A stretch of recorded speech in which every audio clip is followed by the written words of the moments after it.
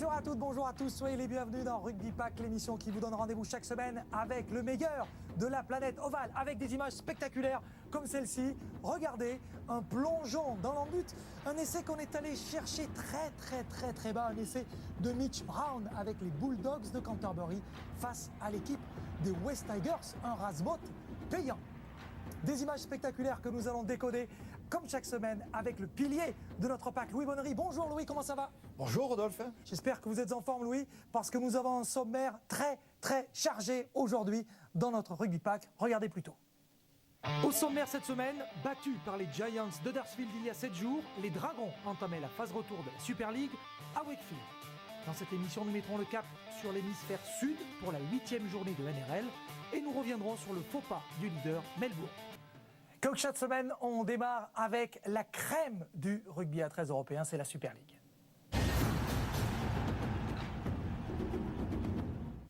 Et on démarre avec cette 14e journée où les Dragons avaient rendez-vous à Wakefield avec des Wildcats affamés de victoire. Alors, les Dragons ont-ils réussi la bascule dans la phase retour du championnat? Réponse avec Faustine Seigne. Encore un blessé pour les Dragons. Frédéric Vacari sort sur blessure dès la 4e minute de jeu. Laurent Fressinous, qui vient seulement de retrouver Vincent Dupont, a de quoi s'inquiéter. Auteur d'une bonne entame, malgré tout, les Dragons scorent les premiers grâce à un essai de Kevin Larroyer. Les Catalans prennent l'avantage au score sur la pelouse de Wakefield, mais pas pour longtemps. 20e minute de jeu, Peter Fox en bout de ligne plante le premier essai des Wildcats, son 10e de la saison.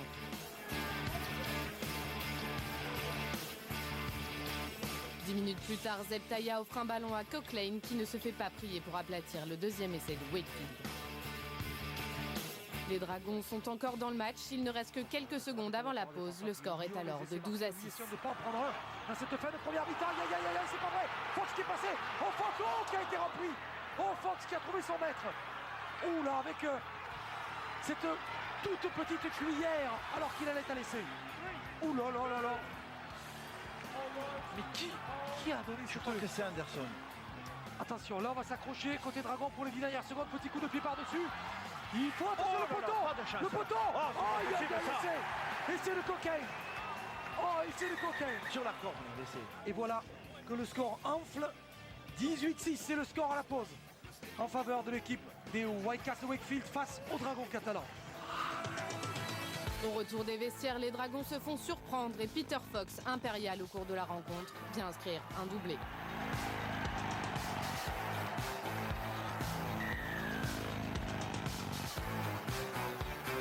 Les Dragons n'y sont plus, ils tentent des coups à l'image de Thomas Bosque, mais les Catalans se heurtent sur la défense impériale des Wildcats. Indisciplinés, les Dragons sont pénalisés. Wakefield en profite pour prendre le large au score grâce au pied de Lee Smith. Les hommes de Laurent Fressinous sont dépassés et laissent des trous béants en défense. Ben Cochrane en profite, passe à Danny Kirmont qui vient crucifier les Dragons en signant lui aussi un doublé. Laurent Fressinous a de quoi faire la moue, mais même un essai de Kevin Larroyer ne lui redonnera pas le sourire. Le deuxième ligne inscrit le dernier essai de la rencontre. Un match à oublier pour les Dragons qui s'inclinent 30 à 12 et signent leur 5e défaite consécutive. Ouais, Louis, grande tristesse chez les Dragons à l'issue de cette partie. Pas forcément sur ce qu'ils ont produit, mais sur l'état d'esprit, notamment parce qu'on les a sentis particulièrement absents, comme s'ils étaient dans une autre dimension. C'est, regardez, ce que notre confrère de l'Indépendant titrait, la 4e dimension à l'issue de ce match. C'est un peu l'impression qu'on a eue. Oui, c'était une impression on était parti quand même bien dans ce match. La blessure de Vacari a certainement commencé à perturber, à travailler les esprits. Et ensuite, les Dragons ont perdu leur jeu, tout simplement. Oui, parce que complètement désunis. On a parlé de cette longue liste, Louis, d'absents côté Dragons. Et encore une fois, un garçon sur le flanc avec Frédéric Vacari blessé très tôt dans le match, dans les toutes premières minutes. Regardez, 2 minutes et un petit peu plus, sur un choc anodin, une sorte de béquille. Il a dû quitter la pelouse et le lendemain du match, il avait encore des béquilles pour marcher. C'est dire si le choc a été rude. Oui, alors d'autant plus que cette blessure a obligé d'entrée de jeu de réorganiser collectivement cette équipe et a privé d'entrée un élément supplémentaire dans cette formation. Donc c'est un handicap qu'ils ont quand même traîné tout le match aussi. Ils ont traîné évidemment un retard au score parce qu'ils ont marqué rapidement ces Dragons, mais ils se sont fait reprendre par une équipe de Wakefield qui n'a pas traîné pour marquer. Regardez, on est dans les 20 premières minutes, les Dragons menaient 6-0 et là l'égalisation avec quelques faillites défensives. On reviendra, Louis, tout au long de ce match sur ces erreurs accumulées, des fautes individuelles, des fautes collectives. L'envie a beaucoup manqué aux Dragons lors de ce match à Wakefield et là on le voit ici sur ce ralenti. Et puis d'autant plus que l'équipe de Wakefield, ayant senti que cette équipe était quand même prenable sur l'extérieur, a fait vraiment bouger la défense et donner de l'ampleur à son jeu. Là, on a vu le premier essai de Fox parce qu'il va signer un doublé. Fox, on va regarder l'essai de Kermond un petit peu plus tard dans le match. Ça ne s'améliore pas pour les garçons parce que regardez, les Dragons vont rater, ça c'est très important, Louis, il faut réussir ses touches sur pénalité, ballon directement rendu à l'adversaire du coup. Et regardez, sur la portée de balle qui suit, c'est un essai marqué par les joueurs de Wakefield avec encore une fois peu de chance pour les Dragons, le rebond qui n'est pas favorable et Kermond qui lui était là à la tombée pour marquer. Oui, on ne contrôle pas la balle sur la réception, donc on la remet obligatoirement en jeu pour les attaquants de Wakefield. C'est l'essai inévitable, mais l'origine quand même fondamentale de cet essai, c'est la touche manquée sur une pénalité. Oui, alors, pire que ça, Louis, dans ce match, on ne veut pas avoir l'air d'accabler l'équipe des Dragons catalans, mais il y a eu une mêlée là aussi dans ses propres 10 mètres. Et là, lorsqu'on perd un ballon dans cette zone de jeu, eh bien là, c'est fatal. Là, on est dans ces 10 mètres, ballon perdu, une passe mal assurée, et là, renvoi sous les poteaux. Oui, encore, c'est comment on rend le ballon à l'adversaire. Donc, on s'est mis soi-même en difficulté par une accumulation d'approximation dans le jeu. Alors, ça se joue à très peu, mais c'est toujours dans le sens contraire du jeu des Dragons catalans. Là, Jean-Philippe Bell qui sauve l'équipe des Dragons, qui est plaqué, renvoie sous les poteaux. Et ce qui a fait aussi défaut à cette équipe des Dragons à Wakefield la semaine passée, Louis, c'est la discipline. Et on sait à quel point c'est important. Ici, une pénalité. Oui, dans une équipe qui est en difficulté, il est bien évident que lorsqu'on rend en plus des ballons supplémentaires à un adversaire qui n'attend que ça, on ne fait qu'augmenter ses propres difficultés. Alors 10-6 au tableau de score, il n'y a pas vraiment de quoi s'inquiéter pour les Dragons, sauf peut-être sur la méthode. Il n'en reste pas moins qu'à la dernière minute de la première période, et c'est ça peut-être le plus cruel, cet essai inscrit. Regardez, il reste 30 secondes à peine. Il y a une poignée de secondes, les Dragons étaient devant la ligne de Wakefield, et là, un essai quasiment de 100 mètres. Oui, c'est la contre-attaque type qui prend tout le monde à contre-pied d'abord et puis qui casse le moral surtout, d'autant plus que cet essai intervient au moment du retour au vestiaire. Donc on rentre au vestiaire avec un coup derrière la tête et un coup au moral surtout. Oui, parce que là encore une fois, ça ne veut pas sourire. C'est ce genre de match, oui, dont on a conscience au fond assez rapidement dans la partie qu'on ne va pas le gagner. Là, ici, le coup de pied, on a visiblement visé le poteau. Morgan Escarré essaie de revenir, mais ça n'a pas suffi. Et c'est marqué plus opportuniste, les joueurs de Wakefield dans le premier acte. Ah oui, Rodolphe, ce qui est le plus rageant, c'est que finalement, c'est un match qui était quand même a priori à portée des Dragons, mais sur la physionomie de la rencontre, il n'y a rien à dire. La victoire est revenue à l'équipe qui a le mieux joué sur cette rencontre. Alors, il y a quand même, Louis, des motifs de réussite chez les Dragons. On peut être satisfait, notamment de l'envie de Morgan Escarré. On vous parle souvent du jeune arrière des Dragons. Regardez, Escarré qui est à l'initiative d'une contre-attaque. Mais là aussi, ça va manquer de jus. Mathias Pala qui va être servi. Et pour autant, les Dragons vont être enfermés par une bonne défense des Wildcats. Oui, d'abord ils partent de très loin, mais l'une des satisfactions, c'est quand même l'obligation par Laurent Fressinous et par la direction des Dragons catalans d'inclure énormément de jeunes dans cette équipe. Alors là, Louis, c'est vraiment ce qu'il ne faut pas faire, rendre directement le ballon. Vincent Duport qui faisait son retour avec l'équipe des Dragons, il revient de blessure, il reçoit une passe donnée dans les chaussettes.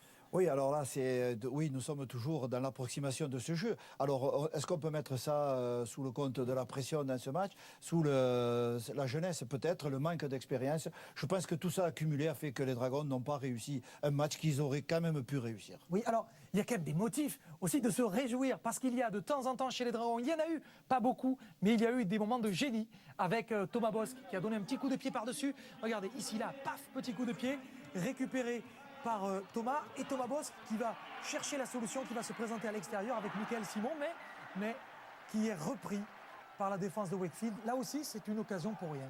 Une occasion pour rien? Non, Rodolphe, pas forcément, parce qu'on a quand même senti que lorsque les Dragons arrivaient à sortir d'un schéma de jeu prédéterminé, à prendre des initiatives, ils en avaient le moyen, et c'est finalement certainement le grand regret de ce match. C'est pourquoi les Dragons ne prennent plus d'initiative. Alors, un dernier regret, Louis, pour la route, si l'on peut dire. Dernière occasion là aussi.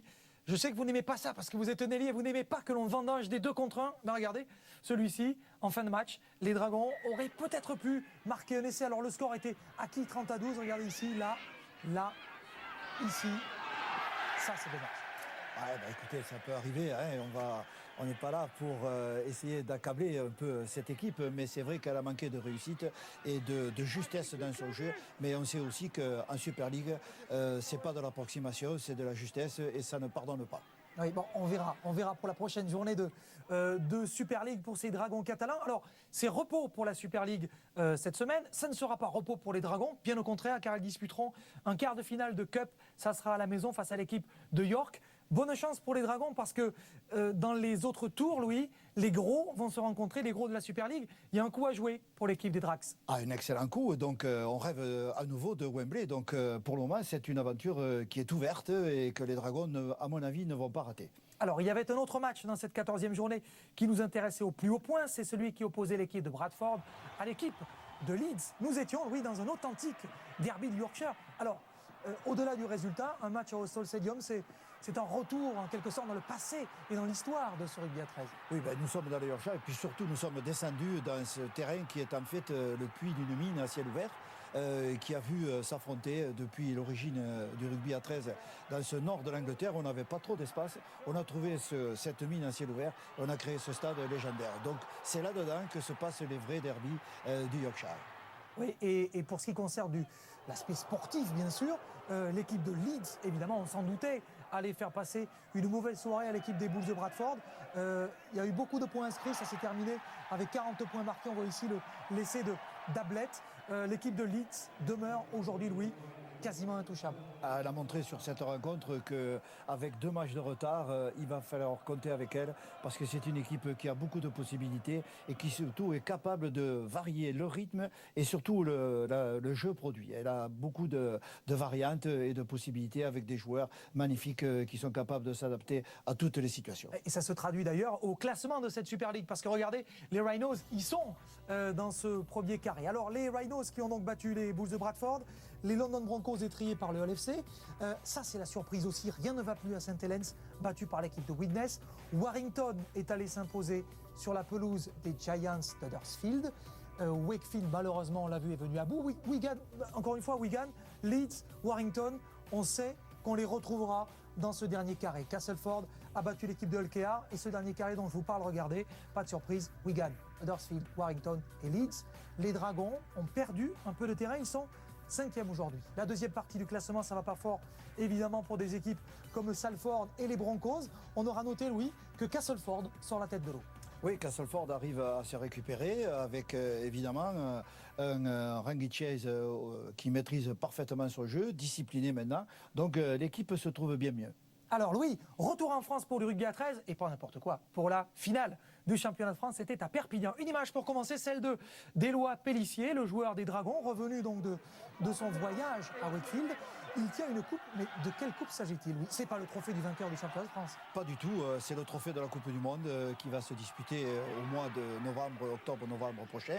Et cette Coupe du Monde, ce trophée est dans un circuit de promotion. Donc il était à Perpignan, il est dans l'ordre avec demain, avec un hommage à Paul Barrière, visite des grands clubs historiques que sont Lézignan, Carcassonne, Limoux et Villeneuve-Minervois avec une intronisation officielle au musée de la Truffe. Donc vous voyez, c'est tout un programme avec le tournoi des jeunes et la finale de la Coupe Leur Derby. Donc il y aura 2 coupes à Carcassonne dimanche, une qui partira un vainqueur et l'autre qui restera en attendant le mois d'octobre. Si c'est musée de la Truffe, ça m'intéresse. Ça m'intéresse. Autant d'ailleurs que cette finale, évidemment, du championnat de France de rugby à 13. C'était une finale qui se déroulait au stade Gilbert Brutus et c'était une finale 100% catalane. L'équipe de Pia affrontait l'équipe de Saint-Estève, 13 catalans. Retour sur ce match avec Charlotte Gabas. L'émotion est forte car c'est un titre qu'ils attendaient depuis 2007. Dimanche, les joueurs de Pia ont été couronnés champions de France au terme d'un derby riche en spectacles. Dans l'enceinte de Gilbert Brutus, les Salanquais affrontaient la jeune garde de Saint-Estèphe 13 catalane, une formation au goût de fraîcheur. En tout, 7 juniors figuraient sur la feuille de match. Certes moins expérimentés, les jeunes Catalans ont bien résisté, notamment en première période.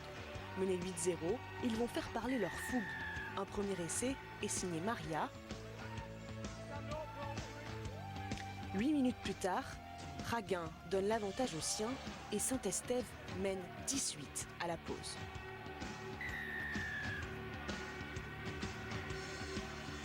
Lors du deuxième acte, les Salanquais doivent leur salut à leur capitaine Maxime Gressec. Il est à la base de 3 essais et en 5 minutes à peine, Pia fait passer le score à 26-10. Le tout grâce à des réalisations de Cooper de Foix et grâce à cet essai de Soubeyras. C'est le tournant du match. Les petits dragons ne reviendront plus, certes, mais ils auront assez de ressources pour sauver l'honneur. Alalou, puis Gouache marquent tour à tour. Et les Catalans n'échoueront finalement qu'à 7 points des Pianinques. Score final 33-26, l'expérience a parlé. C'est le 4e bouclier de l'histoire de Pia. Une équipe qui est habituée au titre, Louis. La victoire de Pia, on pourrait dire, Louis, que c'est la victoire de l'expérience au fond. Oui, c'était quand même l'expérience, mais c'est aussi la régularité dans la saison. C'est une équipe qui a quand même caracolé en tête du championnat, qui a toujours occupé la première place et qu'on a retrouvé dans les grands rendez-vous et qui surtout n'a pas raté les rendez-vous importants puisqu'elle a arraché sa qualification dans le point en or pour la demi-finale face à Toulouse. Et la finale, elle a réussi à se mettre à l'abri avec un drop de Gressec qui évitait un retour éventuel avec un essai transformé. Donc ça quand même, ça s'est joué à très peu et ça veut dire qu'il y avait beaucoup de rythme et beaucoup de qualité dans le jeu produit par ce dernier carré dans le championnat de France. Oui, dernier carré. Et Pia, comme vous allez le voir sur ces images, sur ces unes de journaux, notamment notre confrère l'Indépendant, il y a un vrai champion. Le champion, c'est Pia. Pas vraiment surprenant. Un garçon qui a survolé aussi, Louis, cette partie. C'est celui qui a peut-être le plus d'expérience. Le champion, c'est Pia. Maxime Gressec qui a été déterminant une fois de plus, Maxime. Et Maxime, c'est quand même le joueur très expérimenté, c'est un international qui a quand même un rêve secret, c'est qu'on essaie de ne pas l'oublier pour la prochaine Coupe du Monde. Donc il a voulu signaler encore, comme beaucoup de joueurs dans le monde, qu'il était encore présent et qu'on pouvait peut-être compter sur lui. Bon, Louis, on va compter sur vous aussi, on sait qu'on peut compter sur vous chaque semaine pour analyser et mieux comprendre la complexité de notre jeu de rugby. C'est la rubrique Rayon X.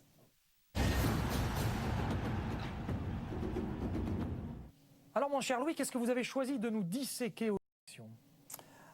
Écoutez, moi j'ai retenu un essai particulièrement intéressant qui se caractérise par beaucoup de mouvements, beaucoup de diversité et surtout beaucoup de passes. Donc c'était un match qui opposait l'équipe des Dragons catalans à l'équipe de Wakefield. Nous sommes dès la reprise dans la deuxième mi-temps. Wakefield commence à sentir que peut-être il faut faire bouger cette défense. Donc on est parti pour un essai d'une série de 4 tenues. Nous sommes dans le début de la chaîne de jeu. On va s'apercevoir qu'on va écarter du côté gauche puis revenir du côté droit, mais en définitive on a ciblé, et nous avons un repère important sur cette action, c'est les poteaux. On a ciblé les poteaux pour créer un maximum d'incertitude, pour ne jamais savoir de quel côté on va porter l'attaque décisive, ce sera sur le côté gauche ou sur le côté droit. Donc nous sommes toujours dans cette préparation, avec toujours des joueurs en faux signaux qui avancent, qui essaient de faire glisser les défenseurs. Donc l'équipe de Wakefield travaille bien, nous sommes au tenu 3, donc on est patient. On essaie encore de faire bouger cette défense des Dragons catalans qui n'arrive pas à se désunir encore. Par contre, sur ce renversement de jeu, ici, on revient, on a l'impression qu'on est bien cadré au milieu du terrain. On a des possibilités à droite et à gauche. Quelle est l'option qui va être prise? C'est le côté droit. Donc c'est là qu'on se rend compte que l'orientation du jeu, on a créé le surnom membre de ligne, on le ressent toujours. Encore un faux signal.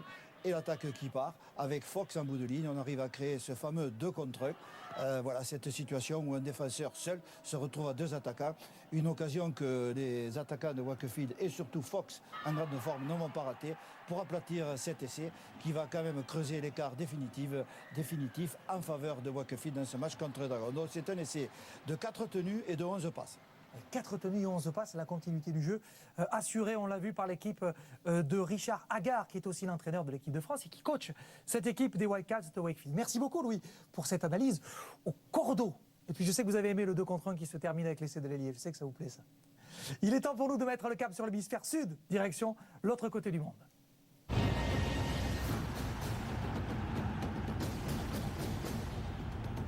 Le choc de la semaine, et c'est bien un choc, est venu de Melbourne, où le Storm recevait les Raiders de Canberra. Et là, Louis, faut le dire, on est quand même tombé de notre fauteuil. Avec ce match, ça se joue, je rappelle, ça se joue sur la pelouse du Storm de Melbourne, le leader incontesté de la NRL. Et pourtant, les premiers à marquer, eh bien, ce sont les joueurs des Raiders de Canberra, avec ici Ferguson qui va faire parler de lui dans ce match. Ben oui, Rodolphe, nous étions quand même de savoir quelle était l'équipe qui pourrait éventuellement battre Melbourne, mais on a senti d'entrer dans ce match que l'équipe de Melbourne n'était pas au mieux, qu'elle était prenable sur cette action et qu'évidemment ses adversaires l'ont bien compris aussi et n'ont pas raté la bonne occasion de faire chuter le leader. Donc il n'y a plus d'invaincu dans ce championnat d'Australie. Blake Ferguson qui a marqué 2 fois et on voit surtout Rhys Robinson qui là a signé un essai de quasiment 80 mètres. Donc c'est dire à quel point ils ont souffert, ces joueurs du Storm de Melbourne. Il y avait un autre match qui nous intéressait aussi, Louis. Je sais que vous êtes un grand fan de Greg Inglis. C'était le match que les Roosters et les Rabbitohs disputaient face aux Broncos. Regardez, ça, c'est un match, Louis, où tout de suite, il a fallu éteindre les velléités de l'adversaire. Alors, il y a de quoi faire avec cette équipe des Rabbitohs, avec Jason Clark qui a marqué tout d'abord, avec une réplique tentée, mais là ici, voilà. Celui que vous aimez tant, Louis, va se sortir de l'ornière pour aller décaler son partenaire, contre-attaque de quasiment là aussi 100 mètres, pour un essai marqué par Nathan Merritt. D'abord, il va être repris par le défenseur, mais là, comme on n'est pas vraiment très bien organisé, le tenu va être joué très vite, et à 5 mètres de la ligne, crac, Merritt va les marquer. Oui, mais surtout, ce qui caractérise cette action, c'est Inglis au départ, qui rend un ballon pratiquement inexploitable, exploitable, jouable, et qui se concrétise par un essai. Voilà, ça c'est quand même la marque du grand Greg Inglis. Alors pour ce qui concerne la tête de la NRL, on a vu que le Storm a trébuché, mais qu'ont donc fait les Sea Eagles de Manly ou les Roosters? Eh bien justement, Charlotte Gabas est là et elle vous dit tout. L'Alliance Stadium de Sydney fut une nouvelle fois le théâtre d'une vraie démonstration. Les Roosters, plus puissante attaque du championnat, sont alors à la recherche d'une nouvelle grande victoire contre les Penrith Panthers, au niveau plus mitigé. Comme à leur habitude, les Roosters vont prendre le meilleur départ. 5e minute, Frank inscrit le premier essai du match. Mais les Panthers vont résister un temps par le biais de Moylan et le pied de Luke Walsh. C'est ensuite au tour du grand Sonny Bill Williams de s'illustrer, mais son essai est un peu limite. À y regarder de plus près, l'international néo-zélandais a été chanceux que cette réalisation lui soit accordée. Coup de pouce ou pas, les Roosters survolent la rencontre. Michael Lennings enfonce un peu plus les Panthers, son ancien club, en inscrivant un doublé. Il est imité quelques minutes plus tard par Pearce, qui enterre tout espoir de victoire côté Penrith. Les Roosters s'imposent finalement 30-6 et prouvent une fois de plus qu'il faudra compter sur eux cette saison. Ce week-end, les Newcastle Knights étaient à la recherche d'une 6e victoire cette saison. En face, une équipe des Cronulla Sharks qui ne semble pas encore totalement investie dans son jeu. Et cela ne va pas s'arranger pour les Sharks. On les attendait, les Knights vont prendre les choses en main et marquer un premier essai avec Denga Gay.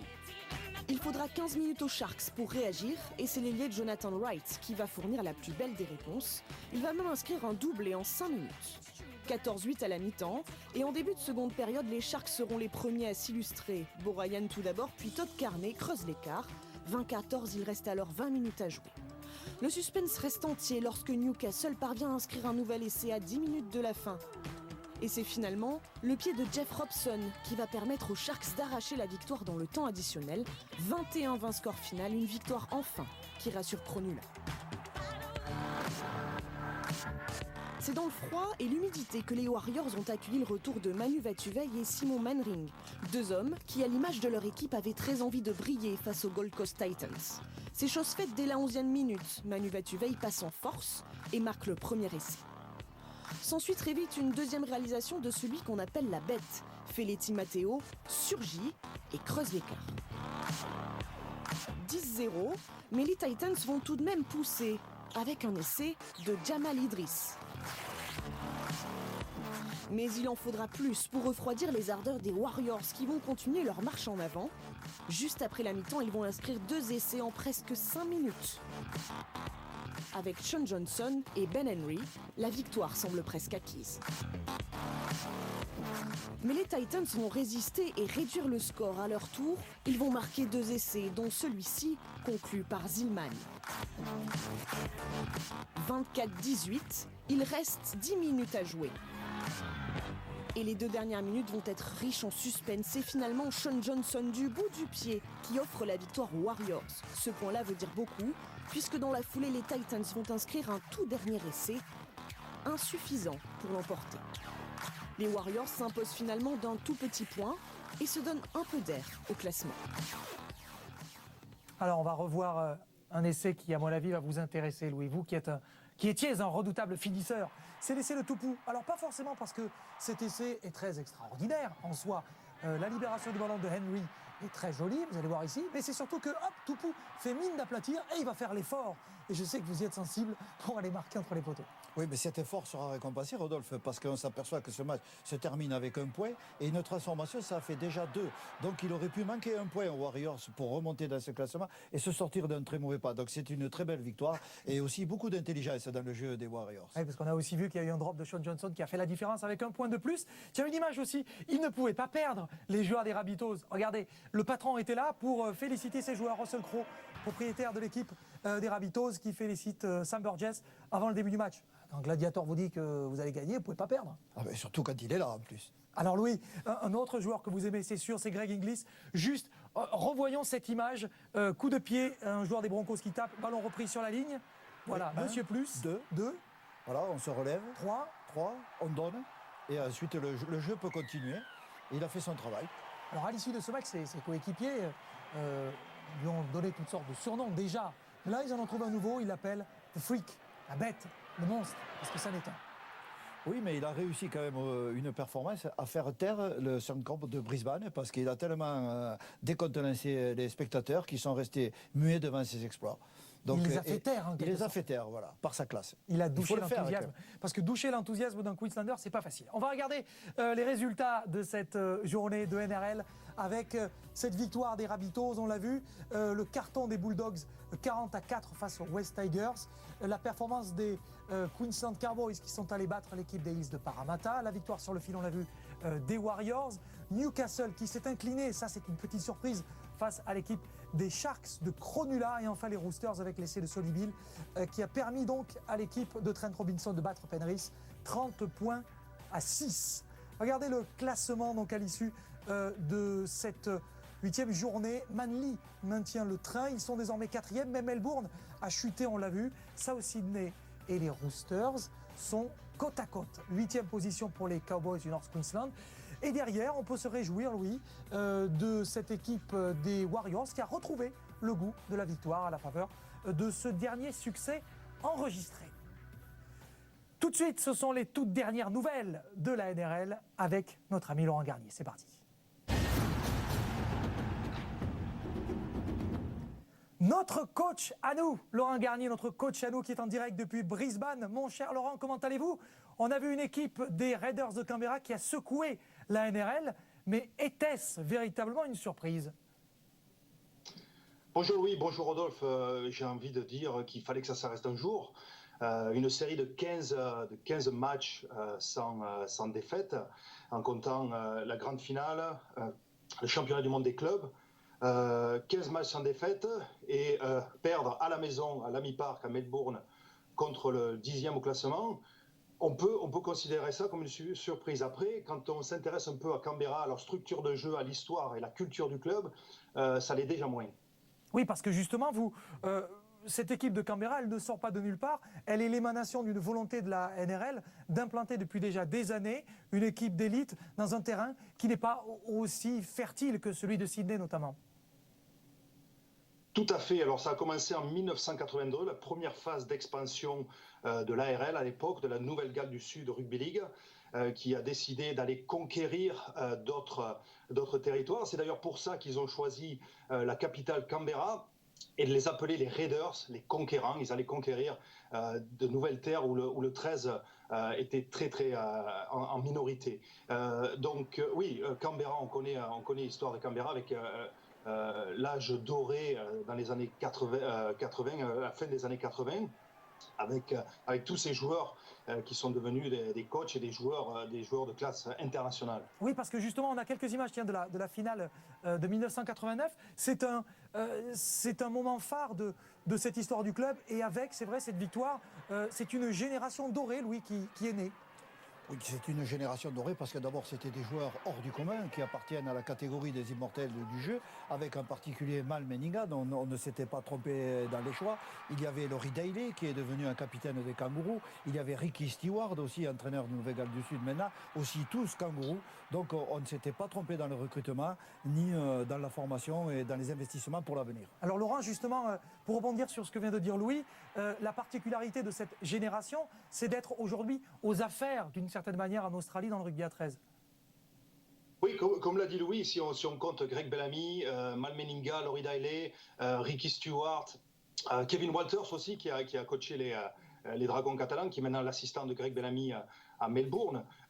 Tous ces joueurs viennent donc de la Green Machine, cette fameuse Green Machine, coachée, et là je pense que c'est le point important, coaché par Tim Sheens, le coach des Kangourous, qui a gagné 3 titres en 89, 90 et 94 avec cette équipe des Raiders. Je pense que c'est lui qui a donné l'envie à tous ces bons joueurs de devenir des bons coachs aussi. Et Ouais, je pense que c'est... On le voit justement, Laurent, pardon, je vous coupe, mais on voit justement cette photo où sur la photo dont nous disposons, il y a cerclé donc les visages de tous ceux qui aujourd'hui font partie de l'univers au plus haut niveau, que ce soit chez les entraîneurs, mais aussi dans les structures du jeu. Louis nous parlait tout à l'heure du State of Origin. Il y a sur cette photo 2 coachs qui sont partie prenante dans la guerre du State of Origin. Oui, Laurie Daly et Mal Meninga. Avant lui, c'était Ricky Stewart, aussi de la Green Machine.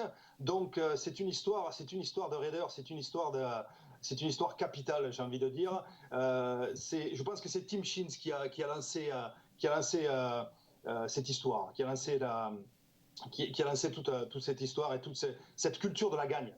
Ben en tout cas, on verra si ça se confirme dans cette saison de NRL. En tout cas, ils ont relevé la tête en battant le leader, ce qui n'est quand même pas rien. Merci beaucoup Laurent. Vous pouvez aller vous coucher, parce que je ne sais pas si vraiment vous allez vous coucher ou si vous allez vous lever, parce que je ne sais plus, parce qu'il est très tard. Mais en tout cas, on vous souhaite le meilleur pour la journée qui arrive.